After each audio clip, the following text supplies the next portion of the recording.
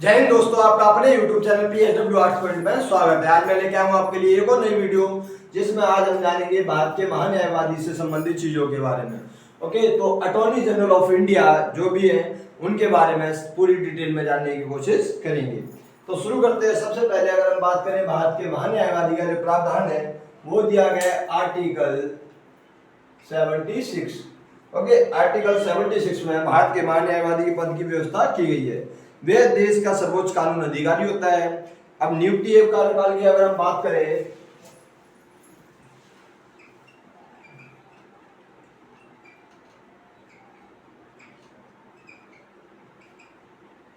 अगर नियुक्ति कार्यकाल से संबंधित बात करें अगर हम, तो महान्यायवादी अटॉर्नी जनरल की नियुक्ति राष्ट्रपति के द्वारा की जाती है। किसके द्वारा की जाती है? राष्ट्रपति के द्वारा। जो प्रेसिडेंट ऑफ इंडिया होते हैं उनके द्वारा इनकी नियुक्ति की जाती है महान्यायवादी की।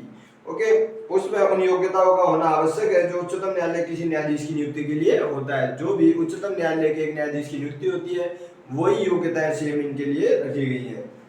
दूसरे शब्दों में उसके लिए आवश्यक है कि वह भारत का नागरिक हो। योग्यता क्या क्या है इसमें? वह भारत का नागरिक हो, उसे उच्च न्यायालय के न्यायाधीश के रूप में काम करने का 5 वर्षों का अनुभव हो। ओके, वह भारत का नागरिक हो।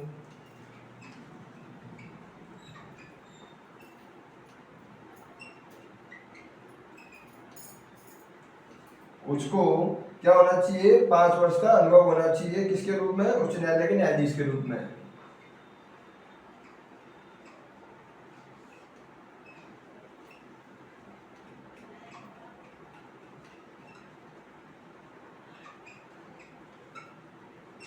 पांच वर्ष का अनुभव।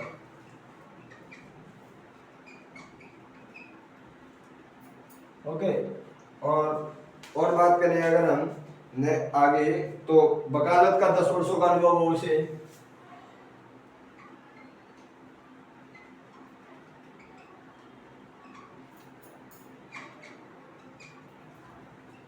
ये उसकी योग्यता रखी गई है जो हमारे को देखने को मिलता है। महान्यायवादी के कार्यकाल को संविधान द्वारा निश्चित नहीं किया गया है कि कितने वर्ष का इसका कार्यकाल होता है न्यायवादी पद का। इसका कार्यकाल निर्धारित नहीं किया गया है कितने वर्ष तक महान्यायवादी का पद रहता है। इसके अलावा संविधान में उसको हटाने को लेकर भी कोई मूल व्यवस्था नहीं है। ओके, कार्यकाल एवं हटाने का कोई निश्चित पैमाना नहीं है। ओके, हटाने के लिए भी कोई प्रक्रिया नहीं दी गई है, और साथ ही साथ कार्यकाल भी पहले से निर्धारित नहीं होता है। इनका जो टेन्योर है अटॉर्नी जनरल ऑफ इंडिया का वो फिक्स नहीं होता। इसके अलावा हम बात करें, वह अपने पद पर राष्ट्रपति के प्रसाद पर्यंत तक बने रहता है। जब तक राष्ट्रपति चाहे तब तक वो अपने पद पर बने रहेंगे। इसका तात्पर्य यह है कि उसे राष्ट्रपति द्वारा किसी भी समय हटाया भी जा सकता है और कितने भी समय तक अपॉइंट भी किया जा सकता है। तो दोनों ही बातें यहाँ पे हमारे को देखने को मिलती है। राष्ट्रपति उन्हें हटा भी सकते हैं, साथ ही साथ राष्ट्रपति के द्वारा कितने भी समय तक रखा भी जा सकता है। वे राष्ट्रपति को कभी भी अपना त्याग पत्र सौंपकर पद मुक्त भी हो सकते हैं। परंपरा यह है कि जब सरकार त्याग पत्र दे दे तो उसे बदल दिया जाए, तो उसे त्याग पत्र देना होता है, क्योंकि उसकी नियुक्ति सरकार की सिफारिश से ही होती है। संविधान में महान्यायवादी का पारिश्रमिक तय नहीं किया गया है कि कितना पारिश्रमिक होगा।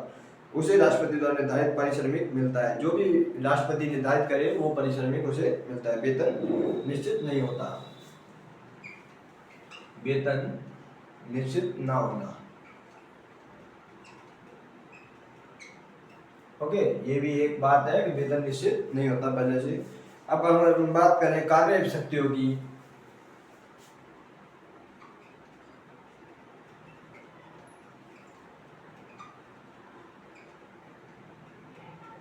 कार्य एवं शक्तियों की, तो भारत सरकार के मुख्य कानून अधिकारी के रूप में महान्यायवादी के नियुक्त क्या होते हैं?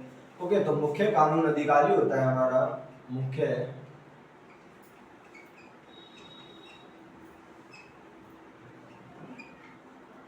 कानून अधिकारी होता है। उसके तौर पर इसके अनेक कार्य हमारे को देखने को मिलते हैं।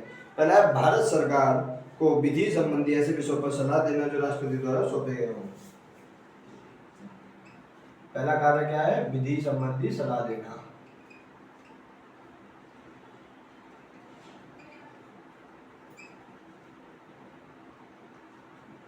दूसरा कार्य क्या है, विधिक रूप स्वरूप से ऐसे अन्य कर्तव्य का पालन करना जो राष्ट्रपति द्वारा सौंपे गए हों। राष्ट्रपति द्वारा सौंपे गए कार्य को विधिक रूप में करना।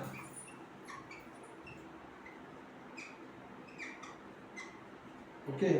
और संविधान या किसी अन्य विधि द्वारा प्रदान किए गए कर्तव्यों का निर्वहन करना। जो भी संविधान में कर्तव्य दिए गए हैं उन कर्तव्यों का पालन करना।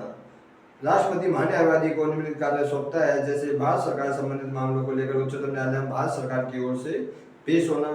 संविधान के अनुच्छेद 143 के अनुसार राष्ट्रपति के द्वारा उच्चतम न्यायालय में भारत सरकार का प्रतिनिधित्व करना। 143 अनुच्छेद के तहत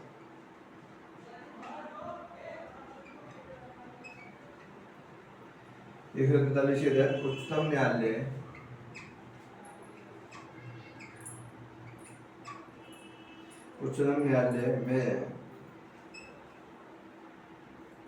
भारत सरकार का प्रतिनिधित्व करना।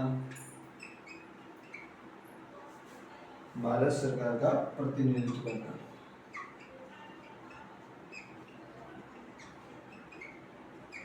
ओके, ये भी इसका इम्पोर्टेंट कार्य है, हमारे को देखने को मिलता है। सरकार से संबंधित किसी मामले उच्च न्यायालय में सुनवाई का अधिकार भी इसको होता है। और ये किस अनुच्छेद के तहत? आर्टिकल एक है, आर्टिकल 88, इसके तहत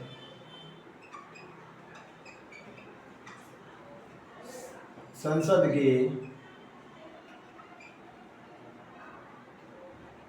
के किसी भी सदन में भाग ले सकता है।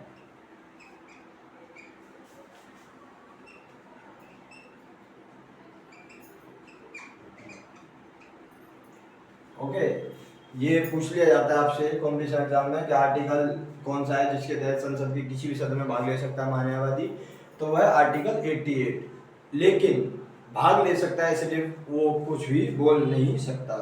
भारत के किसी भी क्षेत्र में किसी भी अदालत में महान्यायवादी को सुनवाई का अधिकार है। इसके अलावा संसद के दोनों सदनों में बोलने, कार्रवाई में भाग लेने या दोनों सदनों की संयुक्त बैठक में मताधिकार के बगैर भाग लेने का अधिकार है। कि वोट नहीं डालेंगे, मताधिकार के तौर पर नहीं दिया गया है। एक संसद सदस्य की तरह सभी भत्ते विशेष अधिकार मिलते हैं।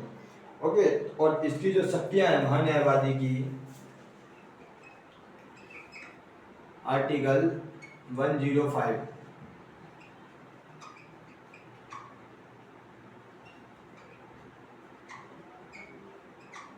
ओके, महान्यायवादी की जो शक्तियां हैं वो कौन सा आर्टिकल में दी गई हैं? 105। ओके, इसी तरीके से अगर हम देखें तो राज्य में जो है महाधिवक्ता हमारे को देखने को मिलता है। ओके, जो महान्यायवादी होता है वो केंद्र स्तर पर हमारे को देखने को मिलता है, ऐसे ही महाधिवक्ता हमारे को राज्य स्तर पर देखने को मिलता है। तो ये जो हमारे को देखने को मिलता है, अटॉर्नी जनरल ऑफ इंडिया से रिलेटेड इंपोर्टेंट चीज़ें देखने को मिलती हैं कि आर्टिकल 76, आर्टिकल 88 क्या कार्य होते हैं, क्या शक्तियाँ होती हैं, संसद में बोलने का अधिकार है या नहीं है, मत देने का अधिकार है या नहीं है, ये सारी चीज़ें हमने जानी। तो ज़्यादा से ज़्यादा इस वीडियो को शेयर करना, चैनल को सब्सक्राइब करना, बेल आइकन को प्रेस करना, ताकि आने वाली वीडियोज़ की नोटिफिकेशन भी आपको मिल सके। तो थैंक यू गाइस, जय हिंद, जय भारत।